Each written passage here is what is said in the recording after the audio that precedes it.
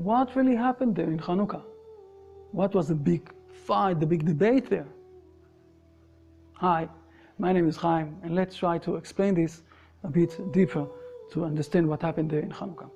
Since the time of the philosopher Immanuel Kant in the 17th century, we understand that we don't have a clear, deep, and I will say lucid connection with the phenomena that are external to us and our comprehension of those events.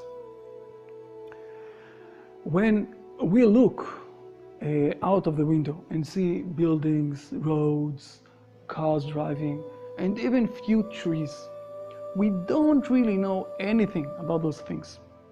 What we can understand is how we feel about each thing that we see. Are we doomed to eternally remain uncertain? To lack deep, significant contact with the world around us? Not exactly. Let me explain. Let's take as an example the wondrous device that is usually found in every person's pocket today. Only 5-6 years ago it started. Scientists were able to control the forces of nature and create a new reality that we didn't even notice was changing the world before our eyes. Every person has access to all of the information that exists in the world, and this access crosses countries and continents. The masses have almost as much power as the central government, and perhaps even more, as we witnessed in the Arab countries with everything that happened there. For this control of natural forces, humankind owes its thanks to the ancient culture of Greece, the culture that developed the language of the scientists, especially the mathematical language, which is the basis of all physical science. While mathematics began, to develop long before the philosopher in Greece, they were the ones who gave this language its effectiveness to the extent that men can use it to control nature, reach the moon, gather all the information and send it in small tiny messages to every corner in the earth. Let's not get confused here. This is also the Creator's will. It says like that: be fruitful and multiply and fill the earth and conquer it, as Adam was commanded at the very beginning of the Bible. The Creator expects us, the human species, to conquer and control our world. It's possible to say that through practical, physical, fixed sciences that equip men with tools to fully control the physical side of the nature, those phenomena that are not personal, the dream of controlling this world is gradually becoming reality. Mark Zuckerberg can proudly announce that he invests billions of dollars in researching, manufacturing, and distributing life-saving medications. And it doesn't even sound unnormal. Of course, we must utilize this control for good. But wait, what does that have to do with good or bad? Does this attitude necessarily lead to good? Just a moment.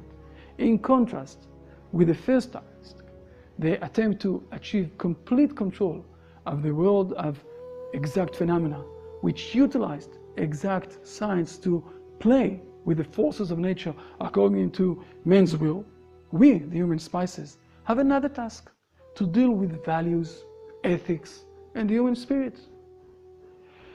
It's possible to be precise and claim that the language of mathematics is the language of quantity, exact measurements and calculations. The scientific world and the universities specialize in those areas. However, parallel to this, there is a different language, a language connected to quality and not to quantity, a language that deals with values in general and with people in particular. An internal contradiction exists within man due to the fact that he is human. He is in two worlds simultaneously. In terms of his body, man is in the fixed, deterministic world of external phenomena, in a world of total determinism.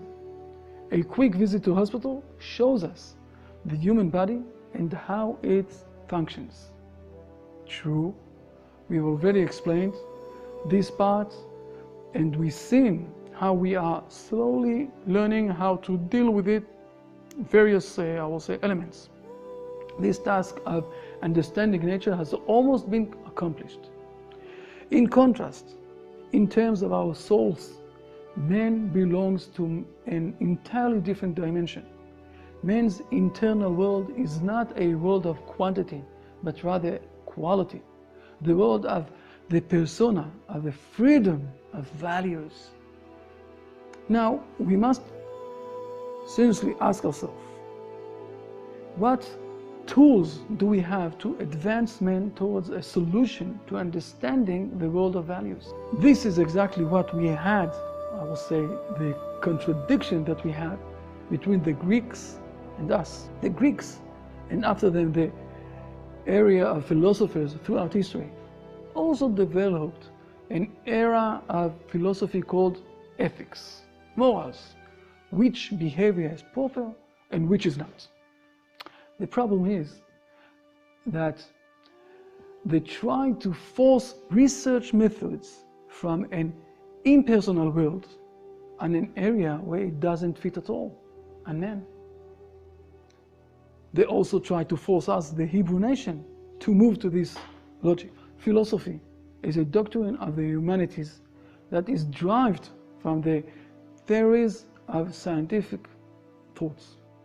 It is based on impersonal logic, the logic of phenomena that are not entirely accessible to man, as we explained in the beginning. If man was a robot, this approach might have been working, but are we just robots? Are we just machines? They say that Immanuel Kant, the philosophical genius to whom the world owes our modern mindset, maintained an exactly day schedule. Every day at 4:30 p.m. he would go for a walk at the same time every day. He would walk down the street where he lived exactly 8 times.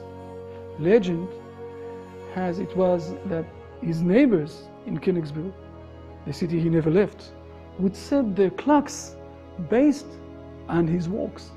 And not this clock. There wasn't any. The clocks on the wall. But this is it. This is what a human being is.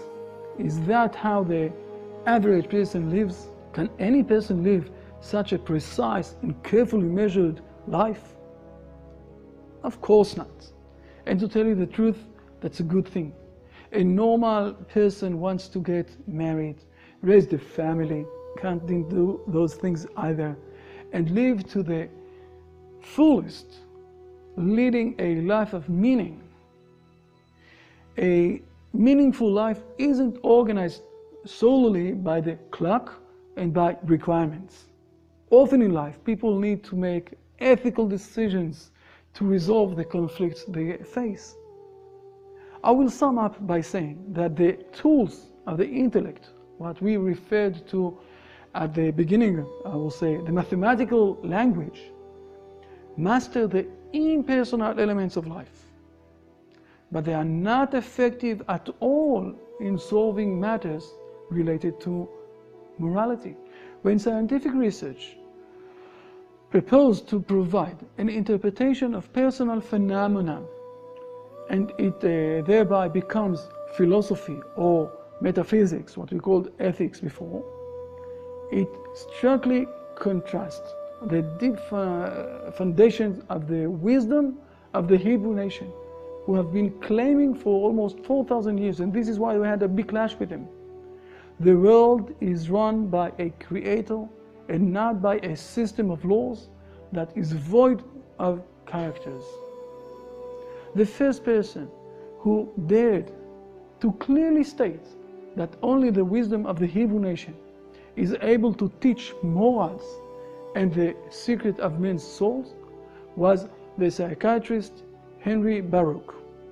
And he says like that: when the great philosopher and morality, such as Descartes, Kant, Pascal, Spinoza, discuss moral values, they are essentially saying things they learned from the Bible. Now, wouldn't it be better to learn from the source? I'm explaining it broadly in my free course on Udemy. The links are down here. If we've mentioned the Bible and the Hebrew nation, an important note is in order. The ancient Hebrew nation, the one known as the Jewish nation today, the Israeli nation, must do more than simply clarify the subject of moral and ethical values in the world. Throughout its journey, throughout history, we claim that we must clarify the universal language of spiritual values in order to reconnect all the humanity into one unit, living peacefully one with each other. When we see wars being rigged today, the difficult treatment towards women and weak people in various places in the world, the wrongful usage of scientific tools to further violence and control others, we can say that scientific control of the world is gradually being accomplished, but our moral and ethical control as human beings over our freedom, our joy, over building our personal characters, this is something that the world is surely lacking. The house is built, but the person living in this house is ill.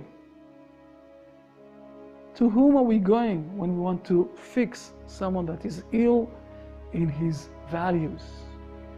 It's also interesting to note, when we're speaking about the first philosopher, the first one, 600 years before Count era, philosopher Thales, when he had been asked, or he tried to find what was the thing that started the world and what the world is standing, he said, the water. And thereon, other people went with these philosophers and they said, water, earth, fire, and those things. But at the same time of Thales, there was someone else from the Hebrew sages, and he also gave an explanation on what the world is standing. The world is standing, he said, on moral issues and behaving one to each other the right way, Rabbi Shimon. And this is something else I will explain more in a different video. You are invited to take part, to partner in changing this situation. Join us. Here you will learn universal principles that are relevant to all people in the world, so that you may grow and influence those around you, near and far. So the links are inside here. All that you need to do, press a link and start the journey with us. Bye.